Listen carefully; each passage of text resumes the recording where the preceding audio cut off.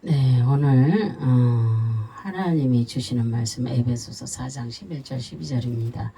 제목을 목사와 교사로 삼으셨으니 라는 제목을 가지고 이 시간 은혜를 나누어 보겠습니다. 교회는 구원받은 사람들이 모이는 곳입니다. 교인의 주인은 예수 그리스도이십니다. 그는 교회의 머리이시고 주인이십니다. 교회의 역할은 그 부름받은 그리스도인들이 훈련하고 교육해서 예수님의 제자를 만들어서 다시 세상으로 파송되는 것입니다. 이것이 교회가 하는 일입니다. 그래서 교회는 그 사역을 책임질 그 사역자가 필요한 것입니다. 교회의 직분은 필요에 따라 그 교회에서 세워서 하는 것입니다. 그리스도는 직분을 통하여 교회를 세우신다는 것입니다. 그래서 그런데 본문에서 말씀하고 있는 교사는 누구를 지칭하는 것인가 보겠습니다. 보통 주일학교 반사를 교사라고 지칭을 합니다. 그런데 성경에서 말씀하고 있는 교사는 우리가 생각하는 그런 반사의 의미를 하지 않습니다. 그 말씀을 가르치는 것은 항상 교회의 목회자들이었지만 일반 성도가 그런 역할을 담당하지는 않았습니다. 성경의 교사는 오늘날의 교사가 아니라는 사실입니다. 그래서 목사와 교사는 한 사람을 가르치는 그런 단어이고 의미입니다. 그래서 가르친다는 그런 의미는 같습니다. 성경에서 교사라는 단어는 58회 나옵니다. 그래서 여기서 지칭하는 교사는 모두 예수님을 가리키는 그런 표현입니다. 즉 이렇게 예수님이 교사였습니다. 교사란 말씀을 교사란 말씀을 가르치는 그 선생으로서의 저기를 표현하는 것입니다. 그래서 그것을 예수 그리스도입니다. 그래서 영원한 학교는 교회이고 영원한 교과서는 성경책이고 또 영원한 교사는 예수 그리스도이십니다. 그래서 하나님께서 교회에 각각의 직분을 주신 이유의 목적이 무엇인지 살펴보는 그런 이 시간이 되기를 바랍니다. 첫째 직분은 사도로 선지자로 복음을 전하는 목사와 교사로 삼으셨습니다. 에베소서 4장 11절에 그가 어떤 사람은 사도로 어떤 사람은 선지자로 어떤 사람은 복음 전하는 자로 어떤 사람은 목사와 교사로 삼으셨으니 그랬어요. 교회의 직분은 각각 사도로 선지자로 복음 전하는 자로 어떤 사람 목사 교사로 이렇게 삼으셨습니다. 사도란 그 아포스톨로스입니다. 그래서 사도의 뜻이며 보내다 통치하다 파송하다 보내심을 받은 자의 뜻이 담겨 있습니다. 성경에서 말하는 사도는 예수님의 12 제자입니다. 그래서 복음의 기쁜 소식을 전하는 보내심을 받은 그런 자들입니다. 특히 예수님의 통치를 받으며 보냄을 그렇게 받은 자들은 단순한 그 사절이 아니라 책임 있는 그 직무의 권한을 위임받은 그런 대표를 말하는 것입니다. 그의 행위는 보낸 사람에 의해 결정이 됩니다. 그러므로 사도는 자신에게 사명을 준 사람의 대리인이 되는 것입니다. 그래서 사도는 경건한 그런 사람입니다. 예수님의 위에 다른 사람 중에서 선택되어 부름받은 그런 자들입니다. 사도는 그의 재산과 그의 직업과 그의 가족을 포기하며 그의 잔을 마시며 주님께서 받으시는 세례를 받게 될 것이 포함되어 있습니다. 사도는 아무리 능력이 있어도 보낸 자보다 크지는 못합니다. 예수님께서는 사도들에게 성령과 마귀를 억제하는 권세를 주셨습니다. 그들은 그리스도의 권위를 지닌 공동체의 우두머리로 살아갑니다. 그래서 특히 사도라는 호칭은 하나님께 완전히 바쳐진 자들로 영예로운 그런 호칭입니다. 그래서 바울은 사도입니다. 그래서 그는 스스로가 자신이 사도직에 대한 주장을 공포합니다. 그는 자신을 예수님과 직접적인 관계를 맺었던 그 12제자들의 반열에 선 그 사도로 간주를 합니다. 그러나 그는 최초 12사도에 속하는 사도가 아닙니다. 하나님은 그에게 사도직을 입증할 기적적인 능력을 주셨습니다. 그의 몸에는 사도로서의 복음을 전하다가 박해를 받은 표적인 예수님의 흔적이 있었습니다. 그래서 선지자로, 그것은 프로페테스, 예언자, 선포자 뜻이며, 그렇게 선언하다, 선포한다는 그런 뜻입니다. 그래서 성경에서 말하는 선지자는 앞의 것을 예언하는 사람, 즉 미리 말하는 사람이라는 것을 의미하는 것입니다. 그래서 선지자는 그 신탁에 의하여 고용된 사람이며 직접적인 그 영감으로 또는 징조를 해서 함으로 조언을 구하는 자에게 신들의 뜻을 선포하는 그런 자들입니다. 그들은 신적으로 영감을 받은 메시지를 성경적 선포자로 이해할 수가 있습니다. 그래서 구약에서 말하는 선지자는 하나님의 대변인입니다. 다시 정리하면 하나님의 영으로부터 받은 계시들을 말하는 것입니다. 하나님의 말씀을 받아들이고 그 말씀을 선포하는 것입니다. 그래서 강조점은 선지자를 통한 하나님의 의사소통의 받아들임입니다. 그래서 성경에서 선지자는 성령이 그에게 전달한 계시 때문에 미래의 특별한 그런 지식을 가지고 있습니다. 그래서 선지자는 미래를 예측할 수 있으며 사람의 과거를 알 수 있으며 또 그가 만나는 자들의 마음을 통찰할 수가 있습니다. 그래서 그들은 마술사나 점쟁이는 아닙니다. 세례 요한은 신약 성경에서 선지자라고 부릅니다. 그는 심판과 회개에 관하여 예언적 설교를 주도해 나갔다는 그런 사실의 정당성을 부여합니다. 그런 종말론적 그 선지자로 그리스도 예수 그런 선지자로 예수 그리스도의 증인으로 묘사되었습니다. 그리고 신약 성경에서는 예수님을 선지자로 봅니다. 그러나 예수님은 선지자들보다 더 위대하십니다. 그는 구원을 선포했을 뿐만 아니라 그것을 가져왔기 때문입니다. 그래서 복음을 전하는 자, 유앙겔리스테스, 좋은 소식을 전파하다, 기쁜 소식을 전파하다, 복음을 전한다는 뜻입니다. 그래서 복음을 전하는 자들은 좋은 소식을 전하는 그런 전달자들입니다. 그 소식을 듣는 자들에게는 기쁜 소식이며 또한 생명을 얻는 그런 복음의 그런 전달이라고 볼 수가 있습니다. 성경에서 말하는 복음 전도자는 빌립과 디모데를 복음 전하는 자로 복음 일에 모든 일에 그 근신하며 고난을 받으며 또한 전도인의 일을 하며 그의 직무를 다한 복음의 전도자로 불립니다. 복음 전도자는 헬라인들의 경우처럼 신탁을 선포한 것이 아니라 좋은 소식을 전파했습니다. 목사, 포이멘, 헬라어로 포이멘입니다. 그래서 통치자, 지휘자, 율법 수여자, 양치기, 양떼를 돌보다 감독하다, 목자의 뜻입니다. 그래서 포이멘은 풀을 뜯기다, 돌보다 지킨다는 뜻으로도 해석되며 또한 주로 목사를 의미하는 단어입니다. 그래서 양떼에게 풀을 뜯기게 돌보며 감독한다는 그런 의미입니다.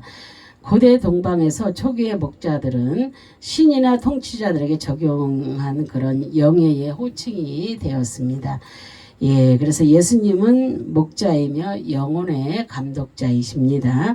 목사는 교사와 함께 가르치는 자를 의미합니다. 목사와 교사는 목사요 교사입니다. 그래서 한 사람을 가리키는 그런 단어입니다. 목사는 교회로부터 임명받은 사람입니다. 그리고 목사와 교사는 사람을 기다리는 가리키는 그런 단어입니다. 예, 목사는 교회로부터 임명받은 사람이고, 그래서 단순히 성경의 지식만 가르치는 자가 아닙니다. 삶의 그 전역에서 선한 영향력을 사람들에게 끼치는 그런 사람이 되어야 합니다. 그래서 선한 목자이신 예수 그리스도의 그런 발자취를 따라가는 그런 목사와 교사가 되어야만 합니다. 그래서 선한 목자는 양을 위하여 생명을 버리는 그런 사람입니다. 그래서 그만큼 양을 귀하게 여기는 그런 사람입니다. 예. 사도와 선지자와 목사와 교사는 하나님께서 부여하신 그런 선물입니다. 직분은 인간들 사이에서 하나님께서 하사하시는 귀한 것입니다. 그래서 직분을 얻은 것이 아니라 주어지는 것입니다. 예. 그러면 누가 주는 것입니까? 교회의 머리이신 예수 그리스도께서 주는 것입니다. 예, 그래서 예수님께서 교회의 직분 그 자들을 세우십니다. 그것은 성도를 온전하게 하시기 위함입니다. 그리고 교회를 든든하게 세우기 위해서이기도 합니다. 직분은 교회의 명예나 지위를 나타내는 것이 아닙니다. 오직 그리스도를 위하고 교회를 위하여 맡겨주신 사명을 순종하며 온전히 섬기는 것입니다. 예, 그래서 두 번째로 직분은 봉사의 일을 하게 하십니다. 에베소 4장 12절에 이는 성도를 온전하게 하여 봉사의 일을 하게 하며 그리스도의 몸을 세우려 하심이라 그랬잖아요. 교회의 직분은 성도를 온전하게 하여 봉사의 일을 하게 하며 그리스도의 몸을 세우려고 하시는 하나님의 뜻입니다. 예, 그래서 온전하게는 카타르티스모스입니다. 그래서 준비, 갖추기, 회복의 뜻이며 또한 준비하다, 회복하다, 완전하게 하다, 바로잡다는 뜻입니다. 카타르티모스는 그 외과 위약에서 부러진 뼈를 맞추거나 찢어진 그물을 수리할 때 또는 범죄한 자를 바로 잡는다고 할 때 사용되었습니다. 즉 복음을 선포하고 가르치는 목적을 실현하며 또한 성도들이 온전케 되도록 회복시키고 준비시키는 것을 의미하는 것입니다. 하나님께서 온전하게 하심을 복음을 전파하며 택함 받은 자들로 온전히 주님을 알고 주님만 바라보기 하시기 위함입니다. 그래서 하나님의 일을 하는 성도는 온전하게 준비된 자들입니다. 예수 그리스도의 대속의 은혜로 회복되고 삐뚤어진 길에서 바로잡고 복음의 직분자로 갖추게 하셔서 예수 그리스도를 전파하여 주님의 몸을 세우려 하심입니다. 그래서 성도는 자기를 위하여 사는 자가 아닙니다. 오직 그의 나라와 그의 일을 위해서 사는 그런 자들입니다. 그래서 온전한 자는 주님을 알고 입으로 시인하며 십자가의 은혜를 깨닫고 또한 자기를 부인하고 주님만 자랑하며 증인으로 사는 그런 자들입니다. 이렇게 다 주님만 자랑하고 증인으로 사는 여러분들이 다 되시기를 바랍니다. 그래서 봉사의 디아코니아입니다. 그래서 봉사 직무, 집사 직무의 뜻이 담겨 있고 또한 하인 고용인 집사 섬기는 자 하인 추종자의 그런 뜻입니다. 교회의 봉사는 자신의 힘과 열심으로 하는 것이 아닙니다. 교회 봉사는 교회의 구성원들이 각자의 직분이나 기능을 감당할 수 있도록 틀을 제공하는 것으로 회복과 또한 훈련원들이 각자의 직분이나 기능을 감당할 수 있도록 틀을 제공하는 것으로 그래서 회복과 훈련을 통해 온전케 되는 것입니다. 온전한 성도들이 하나됨의 사역을 갖추도록 감당하도록 도와주는 그런 직무입니다. 특히 교회의 봉사는 사랑의 봉사를 의미합니다. 예, 믿음, 인내가 연결되어 있습니다. 그래서 봉사는 서로 다른 봉사들을 모두 주님을 위하여 한 가지로 헌신합니다. 예. 그런 온전함이 우리 애들에게는 있어야 될 줄로 믿습니다. 구원받은 성도들은 은혜의 그 선물로 그에게 맡긴 봉사를 할 책임이 있는 그런 것입니다. 그래서 교회의 봉사는 복음으로 지향합니다. 그래서 교회 봉사는 말씀을 전파하는 것까지 섬기는 자가 되어야 될 줄로 믿습니다. 봉사자는 복음을 사역의 고용인입니다. 그래서 봉사자는 어떤 의미나 직무 수행을 온전히 행하는 추종자가 되어야 될 줄로 믿습니다. 그래서 교회 봉사자는 떡을 떼는 것과 가난한 자들을 돌보는데 전념해야 하는 기본적 요소를 가지고 있습니다. 예, 그러나 이 모든 봉사의 직무는 나로부터 시작하는 것이 아니라 하나님 그 중에서 출발하여 그의 선한 뜻을 위하여 직무가 세워져야 합니다. 그래서 교회의 봉사는 온전한 성도가 하는 것입니다. 온전한 자는 예수 그리스도의 구속의 은혜를 깨닫고 거룩하신 하나님을 위하여서 그의 뜻을 알고 자랑하는 자로서 온전히 이루어가는 사람입니다. 그래서 온전한 자, 정말로 온전하게 그의 나라와 그의 의를 위해서 충성할 수 있는 자, 하나님만, 예수님만 자랑할 수 있는 자. 예. 그런데 교회 안에 지금에는 나를 자랑하는 자, 정말로 주의 종이 되었던 이렇게 하나님의 백성들이 되었던 누구든지 이렇게 나를 자랑하는 자, 나를 세우는 자, 그런 자는 절대 하나님 앞에 쓰임을 받지 못합니다. 자기 스스로가 인정하는 자이기 때문에 하나님 앞에서는 인정받지를 못합니다. 그래서 온전히 우리는 주님의 영광을 드러내는 그런 사역을 해야 될 줄로 믿습니다. 그래서 예수 그리스도 안에서 그의 나라와 그의 의를 일하여 살아가는 그런 자들이고, 봉사자는 자기 의를 자랑하지 않습니다. 절대로. 오직 거룩하신 예수 그리스도만 자랑하고 섬기는 자, 그럴 뿐입니다. 세 번째로 직분은 그리스도의 몸을 세우려 하심입니다. 에베소서 4장 12절에 이는 성도를 온전하게 하여 봉사의 일을 하게 하며 그리스도의 몸을 세우려 하심이라 그랬잖아요.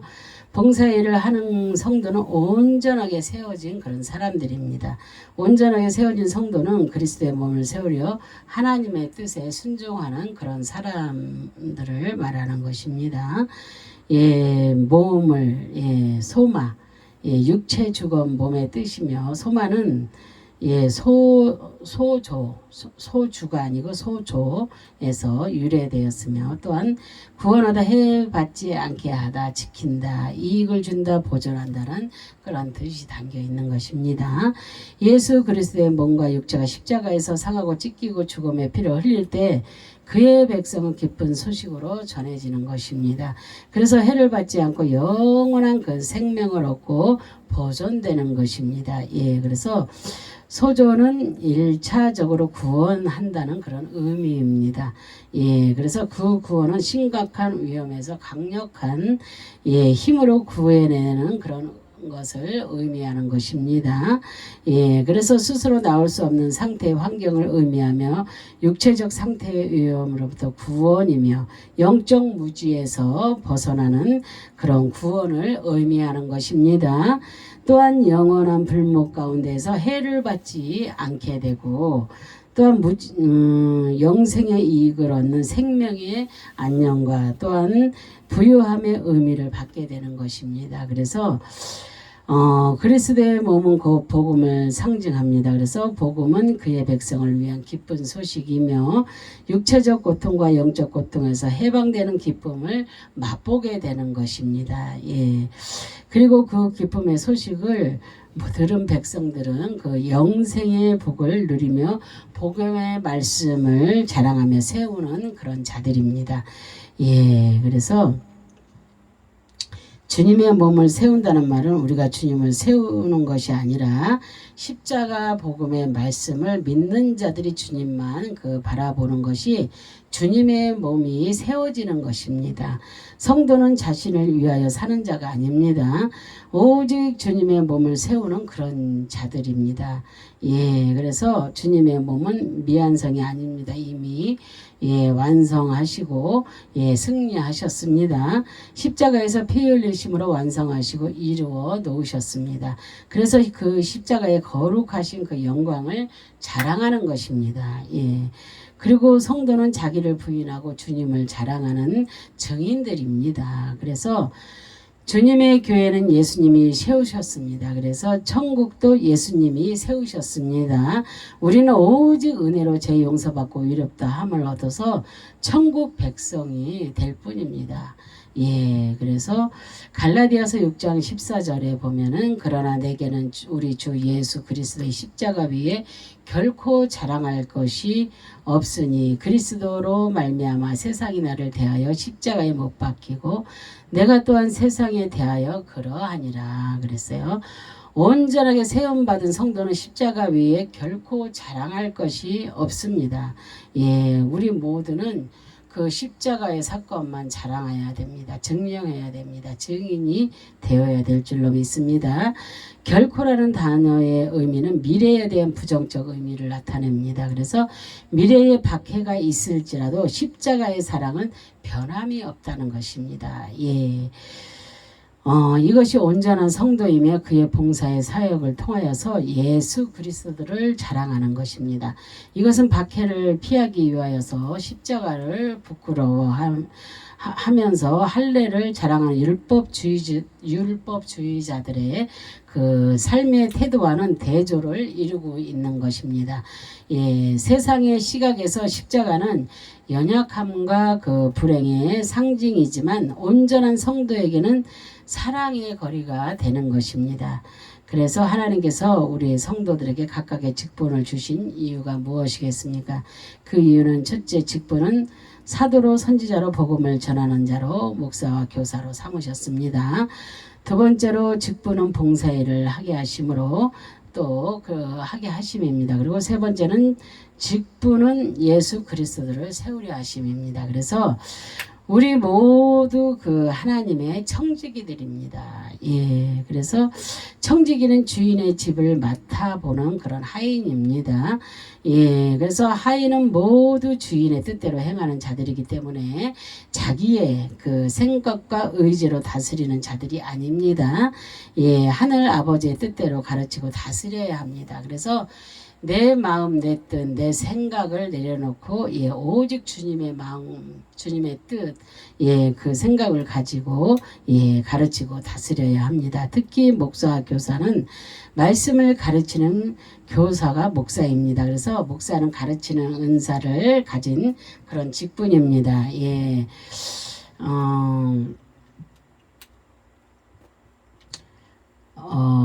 그래서 우리는 이렇게 목사는 주님의 말씀을 공급하여서 성도들을 온전케 하는 사람이고 봉사일을 하는 사람이고 그리스도의 몸을 세우게 하시는 그런 사람입니다. 그래서 지금도 이렇게 세상에는 얼마나 하나님의 종들이 많은 사람을 세워가면서 또 가난한 자들을 돌아보면서 그러는 분들이 지금도 많이 있습니다. 물론 하나님께 쓰임받지 못하는 자들도 있지만은 하나님께 온전하게 주님만 바라보며 가는 자들은 하나님께 온전하게 쓰임을 받습니다. 그래서 우리는 온전히 이 땅에 살면서도 오직 주님만 자랑하며 주님만 바라보며 주님께 쓰임 받아야 될 줄로 믿습니다.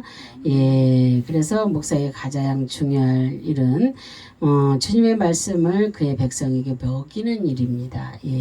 말씀을 준비하고 전파하는 일에 게을리 하지 말아야 될 줄로 믿습니다. 그리고 성도들은 목사님을 위하여 기도할 필요가 있다는 것입니다. 그래서 어떤 그 훌륭한 목사님 보니까 너무나 크게 쓰임받는 목사님이시더라고요. 전 세계적으로 이렇게 우리나라 여자 목사님이신데 너무나 아름답게 멋지게 쓰임받으시더라고요. 근데 그를 위해서는요, 기도하는 300명의 용사가 있습니다. 예, 기도원에 300명 용사가 쓰임 받았듯이 그렇게 뒤에서 예, 이렇게 온전히 기도하는 그런 기도의 용사들이 있다는 것입니다. 그래서 그냥 되는 것이 아닙니다. 그렇게 뒤에서 기도해주고 밀어주고 하기 때문에 그분은 잠을 자는지 모르겠어요. 진짜 이렇게 보면은 제가 유튜브를 보면 너무 훌륭하게 아름답게 멋지게 쓰임 받고 계시더라고. 그래서 야 정말로 아름답다. 얼마나 하나님을 증거하고 또 많은 백성들, 하나님의 백성들을 위해서 열심히 일하는 모습, 그리고 자기 교회를 위해서 그 아름답게 이어져 나가는 하나님의 종들을 막 다 세워나가는 그런 모습 정말로 존경스럽더라고요. 그래서 저렇게 지금도 이렇게 열심히 아름답게 멋지게 일하시는 분이 있구나. 우리는 이제 정말로 그렇게 되기를 소망하지만 그게 언제가 될지는 모르겠어요. 그죠? 그래서 하나님께서 주신 직분은 높고 낮음이 전혀 없습니다. 크게 쓰인다고 해서 그 사람이 큰 것만이 아니고 또 작게 쓰인다고 해서 작은 것이 아닙니다. 다 그 사람에 대해서 하나님이 다 아시기 때문에 그 사람의 성품만큼 쓰시는 것입니다. 그래서 그 사람의 재능만큼 다 쓰시는 것이기 때문에 나는 저 사람보다 너무 쓰임을 받지 못해 이런 거 가지고 고민할 필요가 없어요. 나에게 주어진 것에만 열심히 일하시고 정말로 하나님이 쓰시는데 정말 아름답게 그렇게 작게 쓰일지라도 그렇게 쓰임 받으면 온전한 그 천국을 이루는 것입니다. 그래서 오직 예수 그리스도를 위하여 봉사하며 자랑하는 그런 자들입니다. 모두가 협력하여 하나님의 몸된 교회를 세우며 자랑하는 그런 거룩한 성도가 다 되시어서 직분을 잘 감당하는 그런 성도가 되시기를 주님의 이름으로 축원합니다. 아멘. 기도하겠습니다. 할렐루야. 참으로 좋으신 하나님 감사와 영광과 존귀를 올려드립니다. 하나님께서 직분은 사도로 선지자로 복음을 전하는 목사 교사로 삼으셨습니다. 직분은 봉사의 일을 하게 하셨습니다. 그리고 직분은 그리스도의 몸을 세우려 하심이었습니다. 정말로 우리는 하나님의 뜻대로 하나님의 목적대로 정말로 우리가 쓰임받는 그런 멋지고 아름다운 삶이 될 수 있도록 하나님께서 저희들의 삶을 인도하여 주시기를 간절히 바라고 소망하며 예수 그리스도의 이름 받들어 감사하며 기도합니다. 아멘. 아멘.